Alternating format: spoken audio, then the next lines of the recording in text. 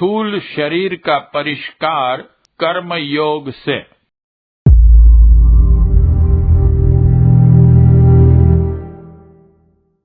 स्थूल शरीर कुकर्म करने से असुरता के नरक में गिरता है और सत्कर्म करने से उसे स्वर्गीय सुख शांति का अनुभव होता है।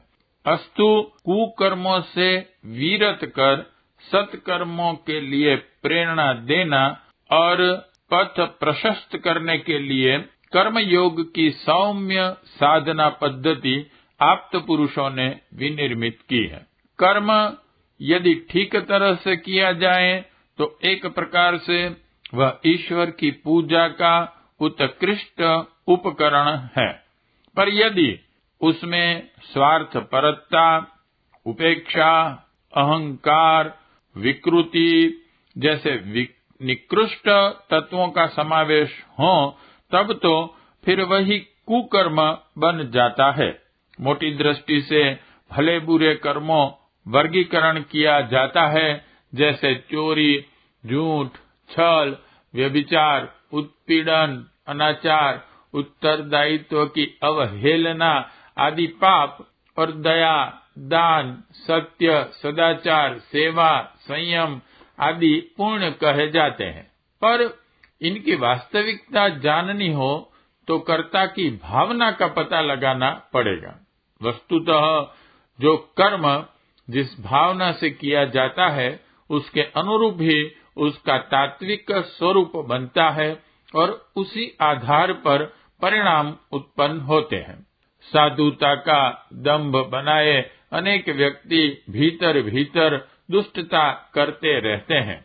नेता, धर्मोपदेशक, संत, महंत आदि में से कितने ही बाहर से ऐसी कार्य पद्धति अपनाए होते हैं जिससे उनके धर्मात्मा होने का सहज ही अनुमान लगाया जा सकता है, पर गहराई से देखने पर उनमें से कितनों के भीतर धूर्तता भरी पाई जाती है।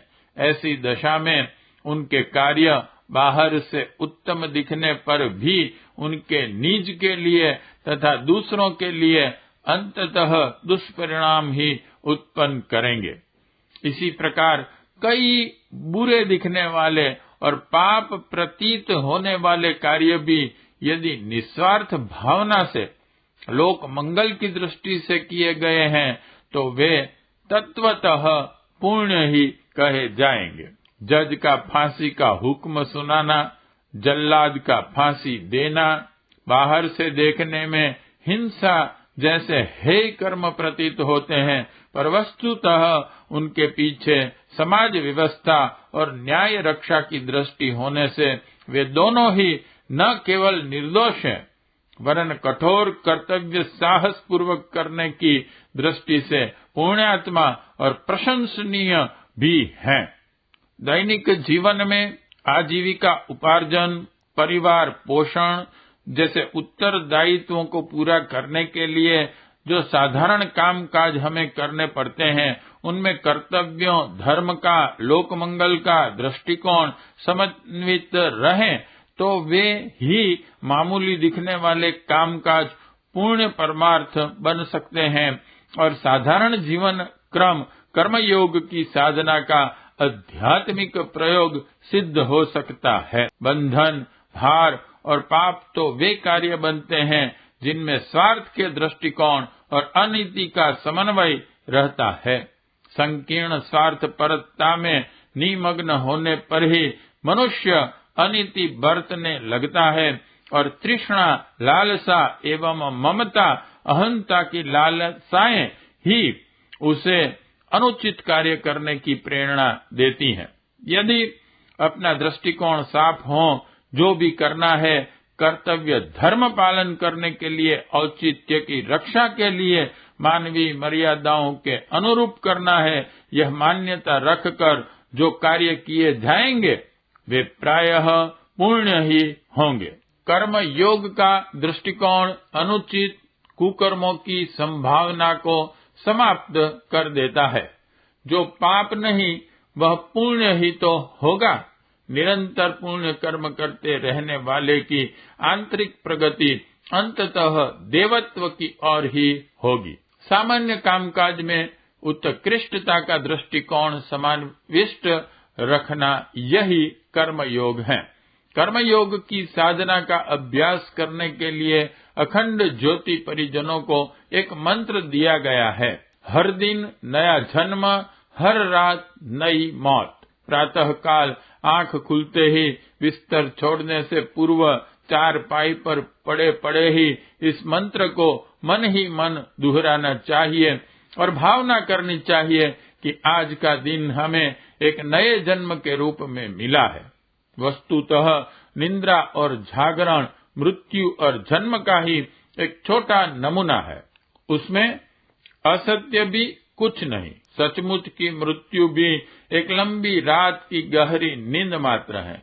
हर दिन को एक जन्म कहा जाए तो ऊपर से ही हंसी की बात लगती है, वस्तुतः वह एक स्थिर सच्चाई है। अतएव इस मान्यता में अत्युक्ति अथवा निराधार कल्पना जैसी भी कोई बात नहीं है। आज का नया जन्म अपने लिए एक अनमोल अवसर है। कहते हैं कि 84 लाख योनियों के बाद एक बार मनुष्य शरीर मिलता है, उसका सदुपयोग कर लेना ही शास्त्रकारों ने सबसे बड़ी बुद्धिमता मानी है। अस्तु हमें प्रातः काल चारपाई पर पड़े पड़े ही विचारना चाहिए कि आज का दिन अनमोल अवसर है, उसे अधिक से अधिक उत्कृष्टता के साथ व्यतीत करना चाहिए। कोई भूल, उपेक्षा, अनीति, दुर्बुद्धि उसमें न रहे। आदर्शवादिता का, सद्भावना और सदाशयिता का उसमें अधिकाधिक समावेश रहे। ऐसा दिन भर का कार्यक्रम बनाकर तैयार किया जाए। आमतौर से आलस्य, ढील पोल, शिथिलता में हमारा अधिक से अधिक समय बर्बाद होता है। तत्परता, स्फूर्ति, परिश्रम और दिलचस्पी के साथ करने पर जो कार्य 1 घंटे में हो सकता है, उसी को अधिकतर लोग 2-2, 4-4 घंटे में पूरा करते हैं। आलस्य, अधूरा मन, मंद गति, रुक रुक कर शिथिलता पूर्वक काम करने में और ऐसे वैसे ज्यों त्यों बेकार बहुत सा समय गुजार देने की आदत बहुतों की होती है और उनका आधा जीवन प्रायः इस आलस्य प्रमाद में ही बर्बाद हो जाता है। यह बुरी आदत संभव है थोड़ी बहुत मात्रा में अपने भीतर भी हो, उसे बारीकी से तलाश करना चाहिए और निश्चय करना चाहिए कि आज हम काम पूरी तत्परता और फौजी उत्साह के साथ करेंगे। समय ही जीवन है, वही ईश्वर प्रदत्त हमारी एकमात्र संपत्ति है।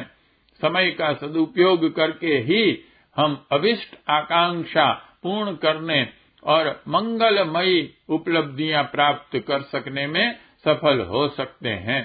समय की बर्बादी एक प्रकार की मंद आत्महत्या है। संसार में जितने भी महापुरुष हुए हैं, उनमें से प्रत्येक ने अपने समय का एक एक क्षण ठीक तरह उपयोग करके ही अभिष्ट सफलताएं प्राप्त की हैं। इसलिए आज समय के सदुपयोग की, एक पल भी बर्बाद न होने की, आलस्य, शिथिलता एवं अन्य मनस्कता से लड़ने की पूरी तैयारी करनी चाहिए और दिन भर के समय विभाजन की दिनचर्या ऐसी बनानी चाहिए जिसमें वक्त की बर्बादी की तनिक भी गुंजाइश न रहे।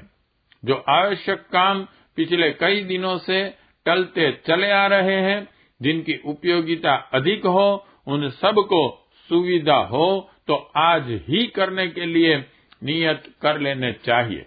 दिनचर्या ऐसी बने जो सुविधाजनक भी हो और सुसंतुलित भी। अति उत्साह से ऐसा कार्यक्रम न बना लिया जाए जिनको पूरा कर सकना ही कठिन पड़ जाए।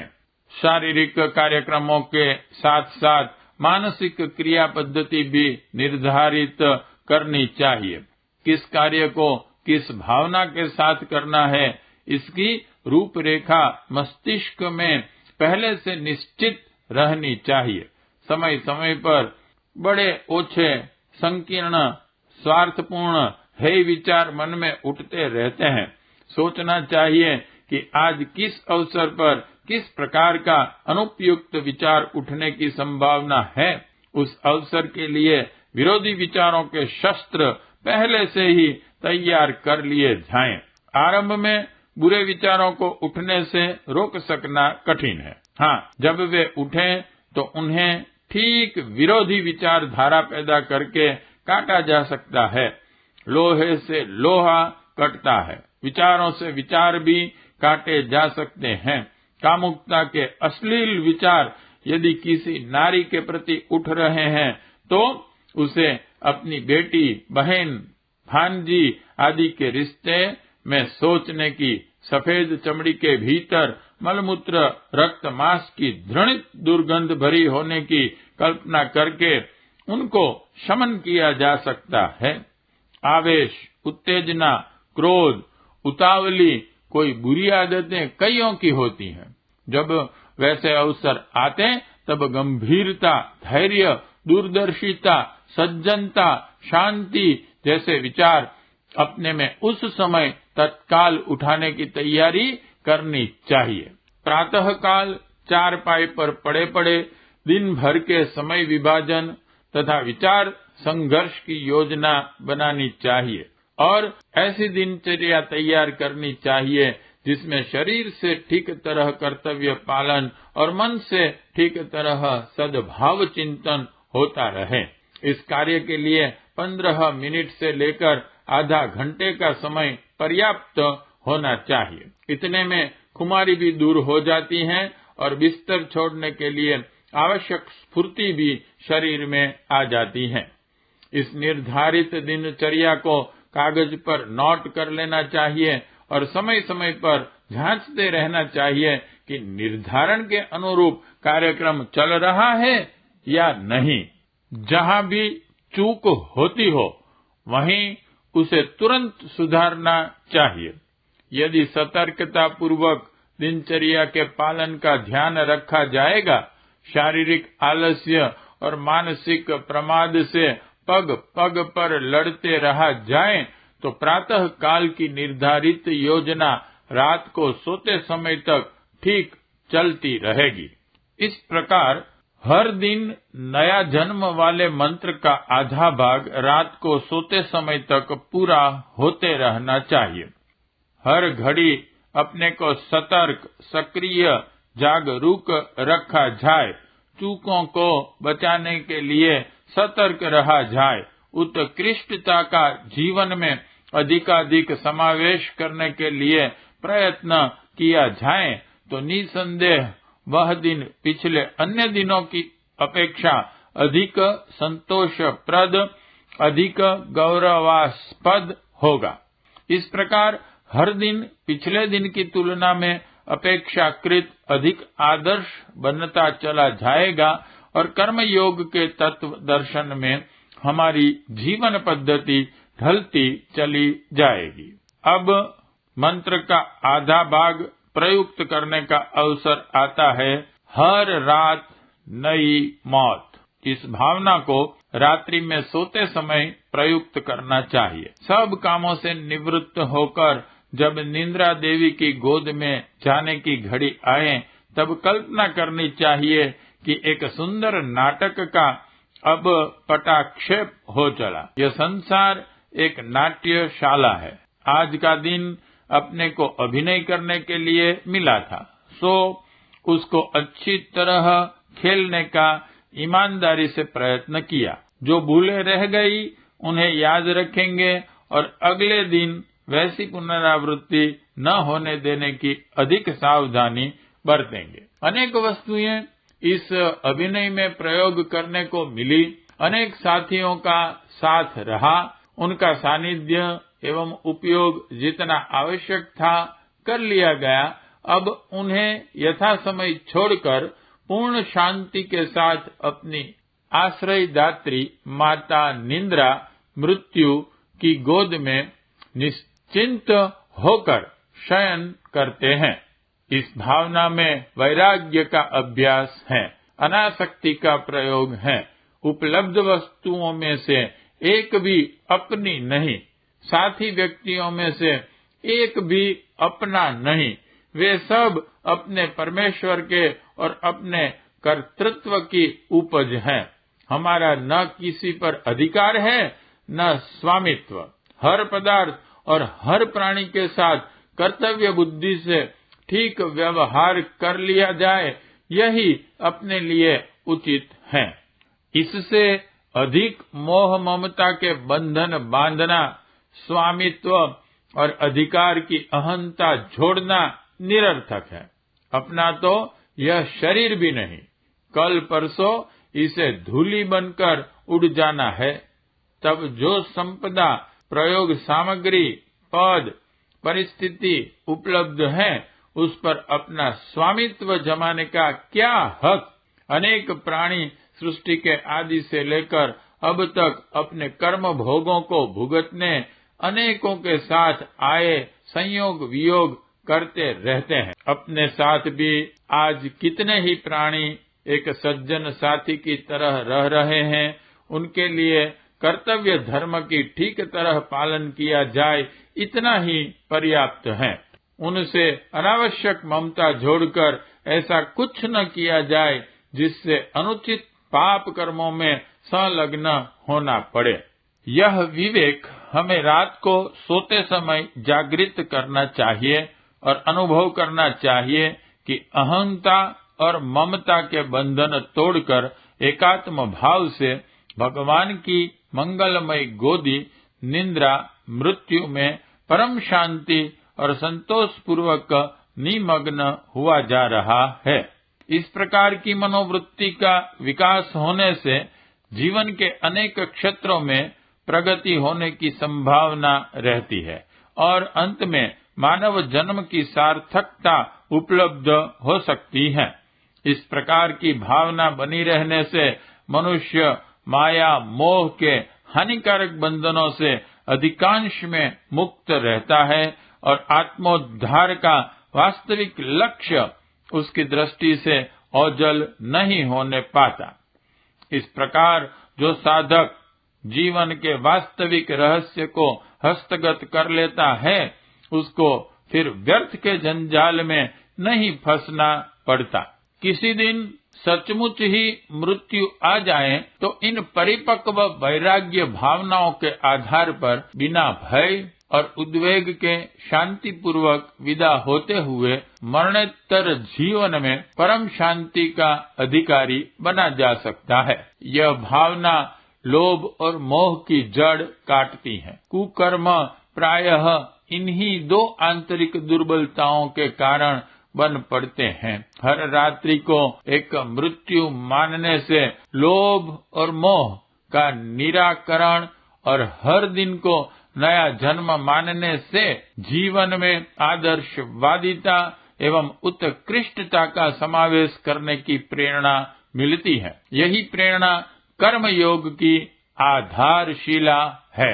हम में प्रत्येक को हर दिन नया जन्म, हर रात नई मौत के भाव मंत्र की साधना करनी चाहिए। इससे स्थूल शरीर में कर्म योग का समावेश इस क्षेत्र में होगा और देवत्व की जागरण की एक महत्ती आवश्यकता को पूरा करने का सरल मार्ग उपलब्ध होगा। वाङ्मय 13 गायत्री की पंचकोशी साधना एवं उपलब्धियां। लेखक पंडित श्री राम शर्मा आचार्य जी। अगर आपको हमारी यह वीडियो पसंद आई हो तो इसको लाइक करें, कमेंट और शेयर ज़रूर करें। साथ ही हमारे YouTube चैनल ऋषि चिंतन को सब्सक्राइब कर बेल आइकन भी दबाएं ताकि आपको आने वाले वीडियोस की नोटिफिकेशंस मिलती रहें। धन्यवाद।